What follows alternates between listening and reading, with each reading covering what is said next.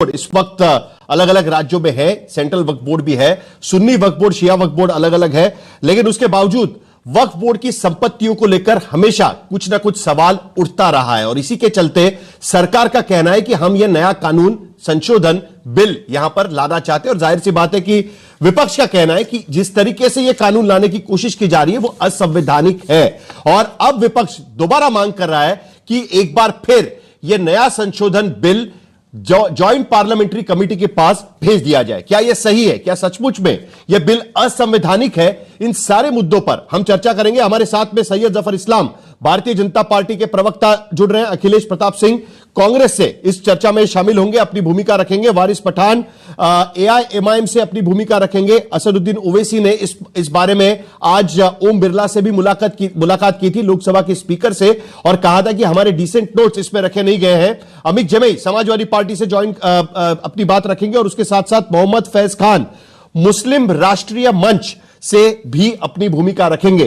कुल मिलाकर joint parliamentary committee की रिपोर्ट अब आ चुकी है सैयद जफर इस्लाम, लेकिन उसके बावजूद कई लोग इसको लेकर सवाल उठा रहे हैं। खास करके विपक्ष का कहना है कि ज्वाइंट पार्लियामेंट्री कमेटी में सिर्फ सरकारी पक्ष रखा गया है। जो 44 जो संशोधन है वो एक्सेप्ट किए, उसमें से 14 संशोधन जो एक्सेप्ट किए गए, जो क्लॉजेस एक्सेप्ट किए गए, वो सभी के सभी जो एनडीए के सांसदों ने सुझाए गए क्लॉजेस एक्सेप्ट किए गए। विपक्षी दलों का कहना बिल्कुल भी इसमें माना नहीं गया है। यह सबसे पहला आरोप इस पर लग रहा है। आपकी भूमिका क्या रहेगी? क्या आज की स्थिति में भी यह बिल जो है वो सरकार पारित करके रहेगी? सैयद जफर इस्लाम। देखिए, सबसे पहली बात कि इस बात में कोई सच्चाई नहीं है कि अपोजिशन लीडर्स की बातें जो नहीं उसमें या डिलीट किया गया है, ओमिशन किया गया है, उसको इग्नोर किया गया है। तो किरण रिजिजू जी ने, जो पार्लियामेंट्री मिनिस्टर है, उन्होंने साफ साफ कहा है इस बात में कोई सच्चाई नहीं है और ये बिल्कुल अपोजिशन का इररिस्पॉन्सिबल बिहेवियर है।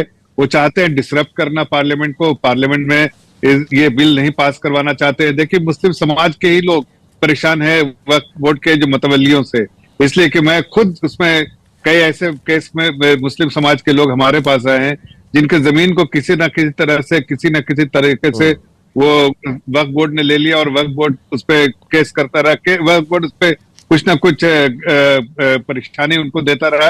और बहुत मुश्किल है, या तो आप वहां पर कुछ उनसे अंडरस्टैंडिंग कर लीजिए या कुछ इस तरह का कुछ कर लीजिए, तभी मिलेगा, नहीं तो शायद चांसेस मिलने के बहुत मुश्किल रहते हैं। ऐसे में कई मुस्लिम परिवार इससे जूझ रहा था। मुझे लगता है कि आज, और जिसकी जमीन बिल्कुल वक्फ की नहीं थी उसको भी वक्फ की जमीन मानने लगे थे वो लोग। ऐसे में संशोधन जरूरी है ताकि एक गरीब आदमी, मुस्लिम समाज का गरीब, इसका फायदा किसको होगा? मुस्लिम समाज को होगा, मुस्लिम समाज के लोगों को फायदा होगा। इस संपत्ति से जो आज रेंट आता है, उस रेंट का जरा देखिए तो कितना बड़ा अमाउंट है। इतना छोटा अमाउंट आता है, 9 लाख 10 लाख की प्रॉपर्टी है, उसका अमाउंट कितना आना चाहिए? अगर 5% भी लेगा तो आपको कितना आना चाहिए? लेकिन अभी आप जरा देखिए, हमारे पास जो वक्फ है बिल्कुल 1-1.5% के आसपास जो रिटर्न है उसपे, तो समझ में आता है कि मिसमैनेज्ड है, बहुत ही कॉम्प्लिकेटेड। बेसिकली सरकार का कहना है कि वक्फ की प्रॉपर्टीज के से जो पैसे आने चाहिए, जिस तरीके से फायदा होना चाहिए, जिस तरीके से उसका ध्यान रखा जाना चाहिए, वो ध्यान नहीं रखा जा रहा है और इसी के वजह से हमें इस तरीके का बिल लाना पड़ेगा। अखिलेश प्रताप सिंह हमारे साथ में, कांग्रेस का मानना है, अखिलेश प्रताप सिंह जी, कि यह असंवैधानिक बिल है। किस तरीके से आप इसे असंवैधानिक कह रहे हैं? क्या आपके मुद्दे हैं कि जिसके वजह से कांग्रेस को लगता है कि यह असंवैधानिक बिल है? उसके बाद वारिस पठान भी अपनी भूमिका रखेंगे। अखिलेश प्रताप सिंह।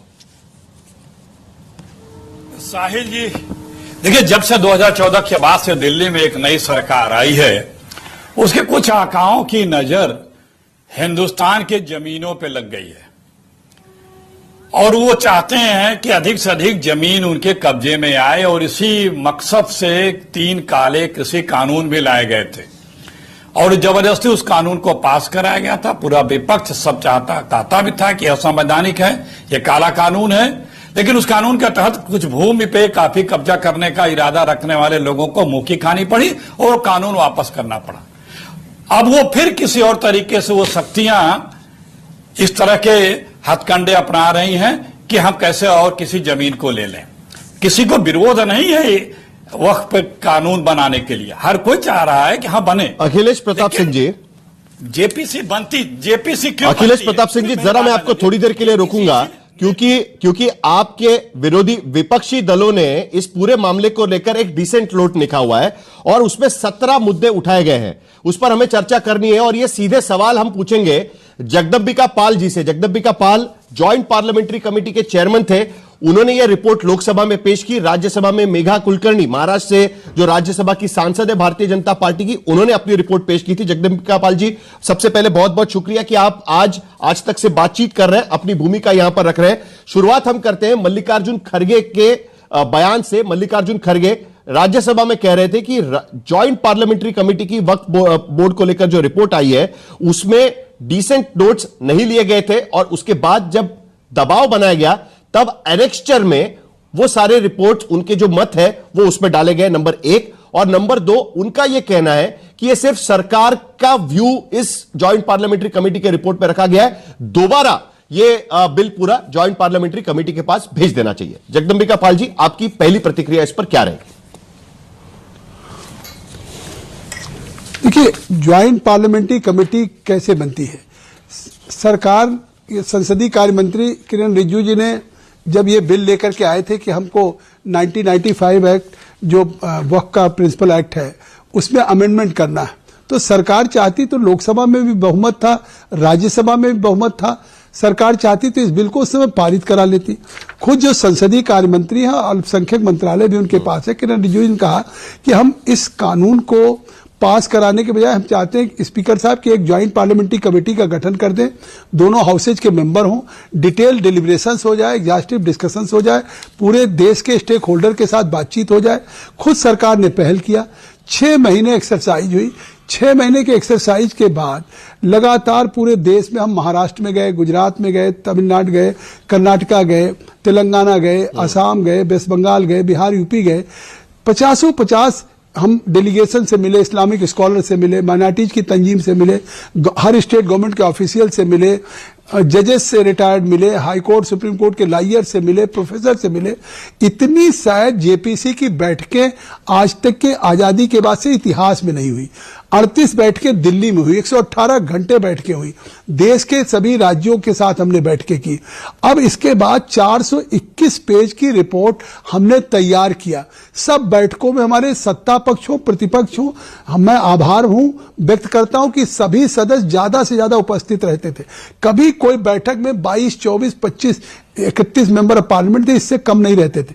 टूर में भी सब लोग रहे। लेकिन फिर ऐसा क्या है जगदंबिका पाल जी, जो भी बातें उन्होंने की, विपक्ष का कहना है कि जो 14 क्लॉजेस एक्सेप्ट किए गए हैं ज्वाइंट पार्लियामेंट्री कमेटी के रिपोर्ट में, वो सारे के सारे उन सांसदों के हैं, उनसे सुझाए गए हैं जो एनडीए के सांसद हैं, और जो विपक्षी सांसद है उनका कहना, उनके जो क्लॉजेस थे, उन्होंने जो सजेशंस दिए थे वो बिल्कुल एक्सेप्ट नहीं किए गए। ऐसा क्या है? यह वन साइडेड रिपोर्ट है, ऐसा विपक्ष का आरोप लगता है। वो क्यों लगता है? आपने 2 बात कही। पहले सवाल आपने खड़गे साहब का उठा था, उसका जवाब नहीं आया। नेता प्रतिपक्ष है, मैं उनका जवाब दे दूं। खड़गे साहब ने कहा कि नोट ऑफ डिसेंट हमारे नहीं लिए गए विपक्ष के, और हमारे दबाव में लिए गए। तो मैं आपको कहता हूं, आपके माध्यम से खड़गे साहब को भी, देश को कहना चाहता हूं कि हमारी रिपोर्ट 421 पेज की है, और जो आज हमने प्रस्तुत किया था उसमें 281 पेज की नोट ऑफ डिसेंट है। आज तक कहीं सुना आपने कि कोई जो ओरिजिनल रिपोर्ट हो 400 पेज की, उसमें डिसेंट ने नोट अगर 281 पेज का, तो ये कम है।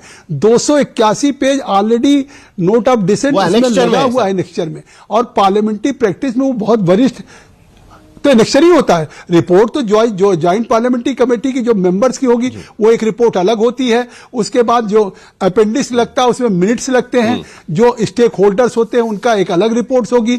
जब आप नोट ऑफ डिसेंट कब लगता है? जब हम क्लॉज बाय क्लॉज में अमेंडमेंट मांगते हैं। तो सर, ये ब्लर करने का और काली स्याही लगाने का ये आरोप कहां से लगाया जा रहा है? अरे भाई, मेरी बात तो सुन लीजिए कि जैसे आपने कहा कि माननीय सदस्य जो उठा रहे हैं देश को गुमराह कर रहे हैं, तो मैं उसका जवाब तो दे लूं कि आखिर पार्लियामेंट में क्या होता है। जैसे आपने कहा रूलिंग पार्टी के लोग या एक ही दल के सदस्यों की बात मानी गई। मैं ये कहना चाहता हूं कि पार्लियामेंट में कोई बिल अगर आता है, कोई कानून आता है, उसमें अगर सहमति असहमति रहती है तो उसका फैसला क्या होता है? वॉइस वोट से होता है या तो फिर बैलेट से होता है। आखिर कोई बिल कानून पार्लियामेंट्री डेमोक्रेसी में मेजॉरिटी से ही होता है। तो हमने सबसे अमेंडमेंट्स मांगे, जितने 31 मेंबर थे और सभी ने क्लॉज बाय क्लॉज पे दिया।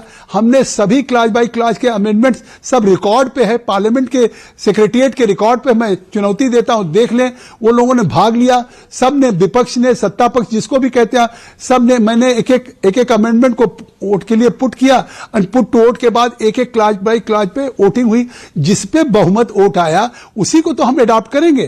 कि इस डेमोक्रेसी में आप कहेंगे सत्ता पक्ष प्रतिपक्ष क्या होता है?